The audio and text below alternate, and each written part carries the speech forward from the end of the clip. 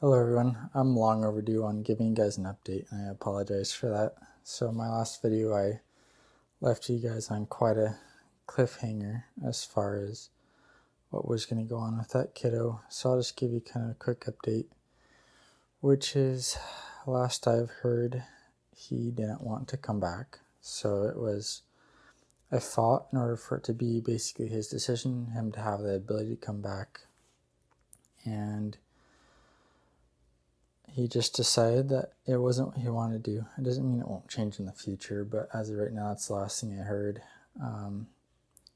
So they actually made a plan for him to be able to go through family counseling with me and work through the issues, I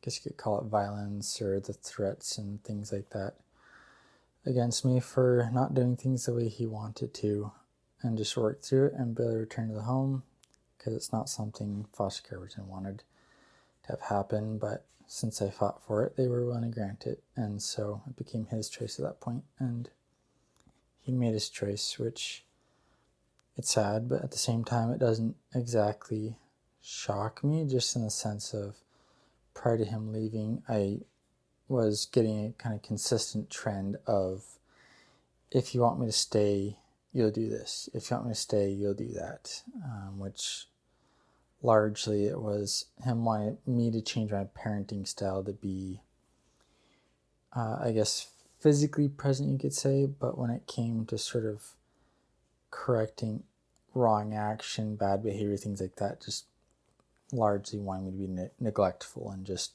allow him to do whatever he wanted to. So it's not surprising within that context that he would choose, just to not return, in the sense that he probably has this idea in his head that, they'll find this other foster family for him that will just allow him to do whatever he wants. And yeah, not too high of a likelihood of that happening, or maybe he has it in his idea, on this idea in his head that he can just go off with family and mom, dad, whomever takes care of him can just let him do whatever he wants. So yeah, that's one of the things he didn't seem to like about living with me. So maybe he'll learn and change, and maybe in the future he will come back with me, but right now it's not the plan. So that being said, just because I'm not expecting him to return, at least not in the next number of months, unless he somehow comes to his senses that maybe this house wasn't as bad as what he thought it was. I don't know if anyone else will be able to handle his behaviors. I've taken on some other kids, so I now have 2 kids in my home. One kid's more of a longer term placement until they can figure out what to do with him. Another kid I recently got, I'm really fighting to be able to keep him because they want to send him away, which is frustrating for me. He's honestly probably, I'd say he has to be one of the most rejected kids I've encountered, and it's sad. I mean, he's an adorable younger kid, affectionate, honestly, and he's got a terrible mouth to himself. He doesn't know how to behave himself around others, around other kids. But I mean, honestly, my perception is I can work with him, but he's a kid that came from a completely different region in the state because of there not being any place for him there, and I guess word of mouth, someone advised my home.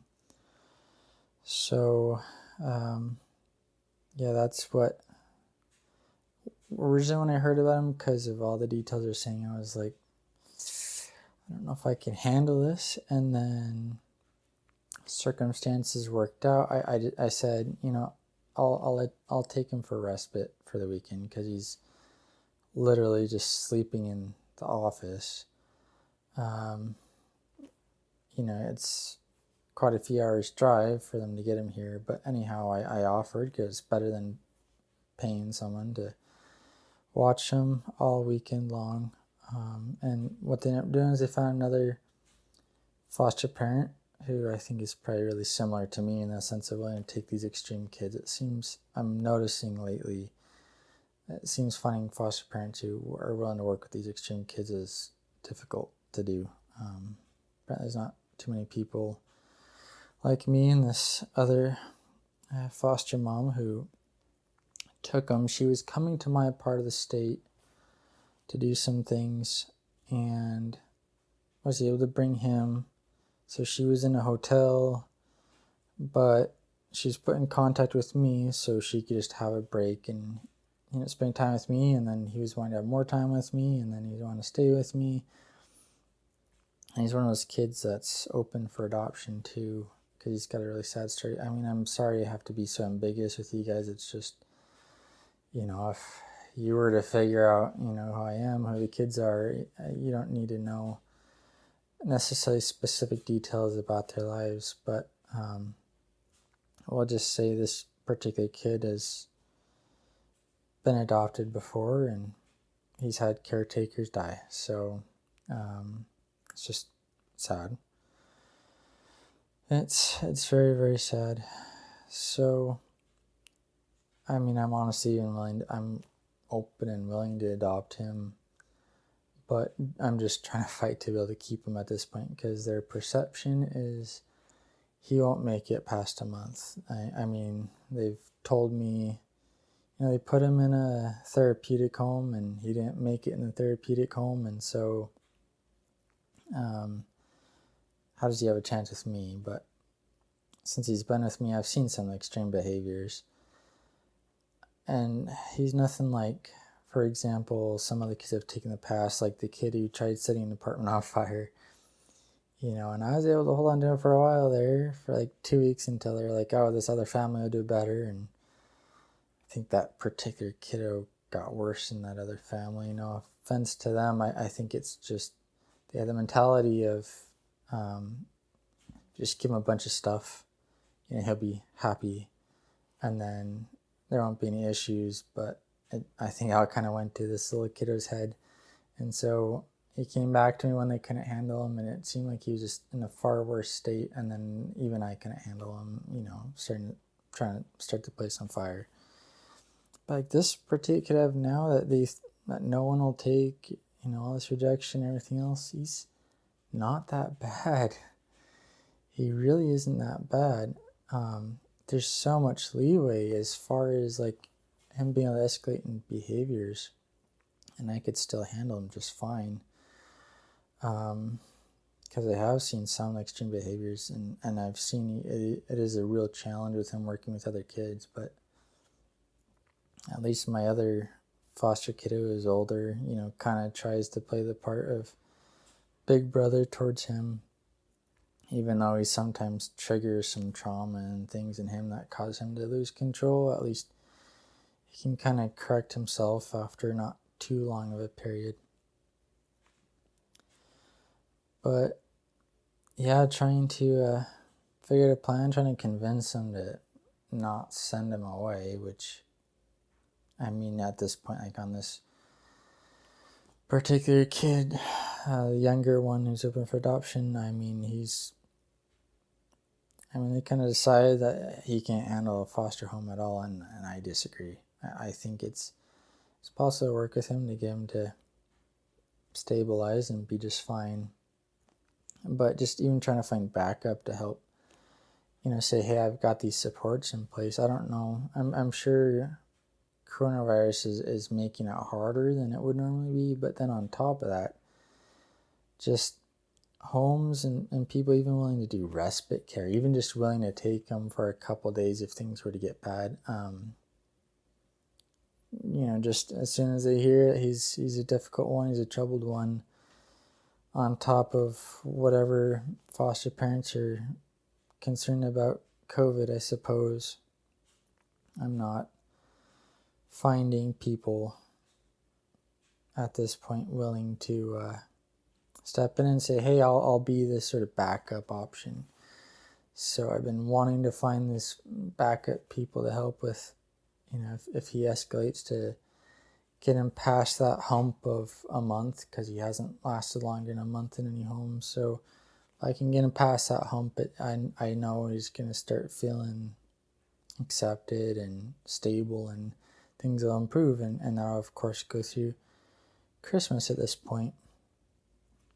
But I just can't find people willing to help. And for me, usually the bigger struggle is that, I can handle whatever issues and things come in my home. There's only been one instance where I almost felt like I couldn't handle it in the home, and that was an autistic child that didn't even talk, that literally I had a night of every single hour on the hour. I'm up and telling him to go back to bed. He did not sleep at all that night, and I didn't sleep at all that night. And that's honestly probably the only time I've that. And then, the kiddo starting the apartment on fire, trying to start on fire. Those are the only times I've felt like I legitimately could not handle the child in my home. But I've dealt with plenty of other chaotic things, and I could handle it. I can handle house damage, wall damage, door damage, car damage.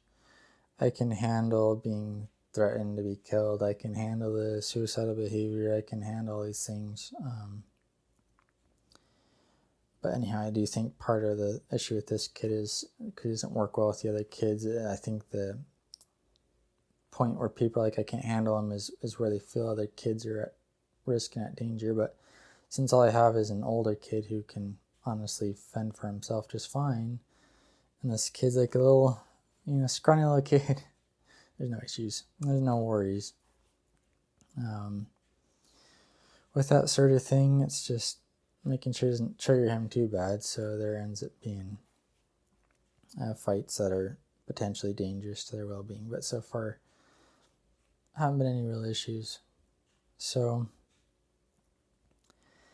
yeah, I don't know what to do. It's frustrating to want to take these kind of kids, wanting to help them, having to deal with simple realities of I can't get the help because people don't want to work with kids that are kind of a lot more on the extreme end. So yeah, I've had my mom help me out a bit, but even she has her limits. As weird as it is to say, my patience with kids is better than my mom's patience. I know that seems kind of weird, but yeah, I don't know what to do. It's frustrating. I wish I could do more. I wish I could have the extra help, people willing to work with extreme kids, or perhaps just the extra time to not be so dependent on a sort of normal job. I'm so fortunate and blessed that the job I have currently will allow me just on a moment's notice leave and take care of issues with a foster kid. But it doesn't mean I can just spend days and days and days not going to work. So got the flexibility, but it's not complete and total flexibility. So I don't know what to do, but for the time being, I'm trying to convince them that this kid doesn't need to get sent away. Just get him into school, things will be fine, we'll figure it out. He's calm enough for me. I can get him to be obedient to me. Maybe he's not so obedient to other people, but he's obedient to me. And figure it out. But it's frustrating, it's tough. I've noticed, of all things, that one area where I tend to get the least patience is when I feel like I can't get the help I need to take care of these kids, because I do feel a real obligation to help them. I really need to help them. So it's always frustrating when I can't get the things I need to help them and to do what I need to do. It's a real frustration for me. So even currently not being able to convince them, and part of the issue is like for a lot of the older teenagers I get, even though they have like a chaotic state, they will allow me to leave the kid alone and maybe just do different precaution measures to try and monitor them and take care of them. But when they get younger, even in it seems like they don't really give them the liberty until they get closer to 14. So if they're less than 14, maybe 13, somewhat more of a liberty. 12 and downward, definitely, it seems no. That, if there's any concerns whatsoever with the kid, can't leave them alone at all. They don't want it.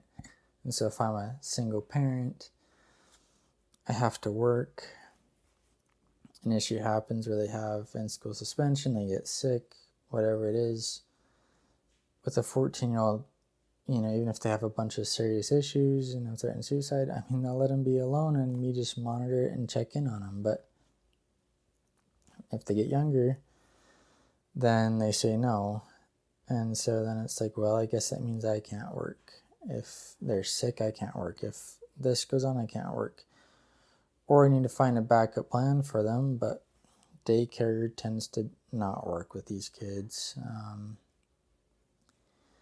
Can't find respite homes for troublesome kids. If they're an easy kid, then I could probably find a respite home. But if they're a troublesome kid, it's super hard. And honestly, on my own end, I've been trying to find ways to be able to make a living just from my home, have my own small business, whatever. I might talk about some of the things I've been trying to do in other videos, just for the sake of diversity, etc. But there's always that struggle of just time. I don't always have the time to work on these things. If I go to work during the day and then I come home and then I'm attending to the needs and everything of the kids, then the only real time I can grab is on the weekends. And then even then, you look around the house and it's a mess and there's this and that and the other, and I don't exactly live in a new house, so I honestly bought this house precisely for foster care. Living in an apartment before that, I know I'm one of those crazy type people that just gets my mind focused on, I want to do this good, I want to do this mission, I want to do this whatever, and then I go do it, whatever it takes. If it takes buying a house, I'll do it. I literally bought this house for foster care because before this I was the type that moved around a lot, and so now this is the first time in my life I've had that stability, but it's because I want to do foster care, so it required that.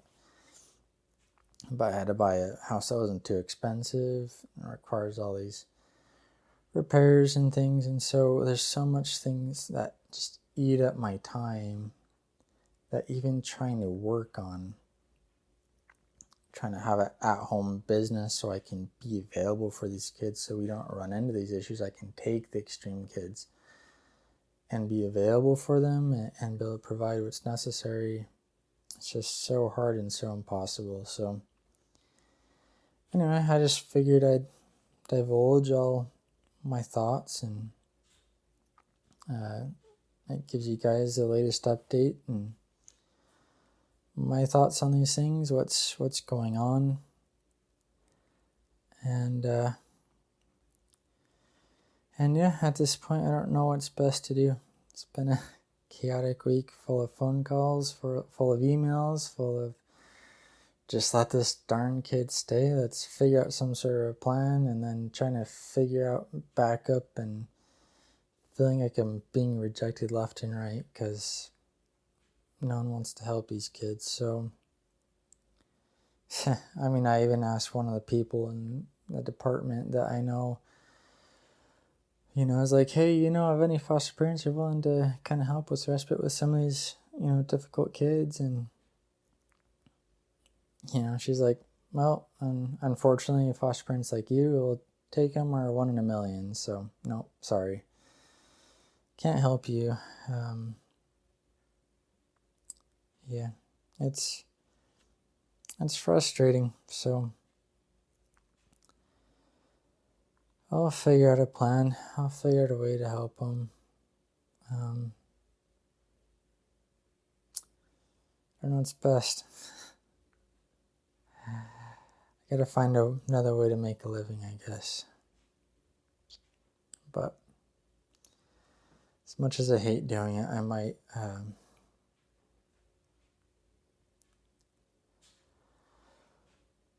for the time being set up one of those accounts for supporting people with these videos and things, and put a link at the bottom. But I don't like doing that because I don't do this for money. I don't do it for self-gain, but at the same time I'm divided because I can't help these kids like I want to. So,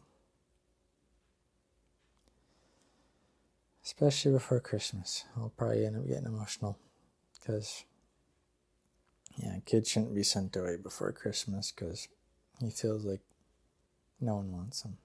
But I'll take care of everyone, and considering the rate at which I'm putting out videos, I probably won't give you guys another update till, I don't know, maybe during Christmas. Maybe I'll have plenty of time during Christmas with some extra days off or after. So, thanks for watching and take care.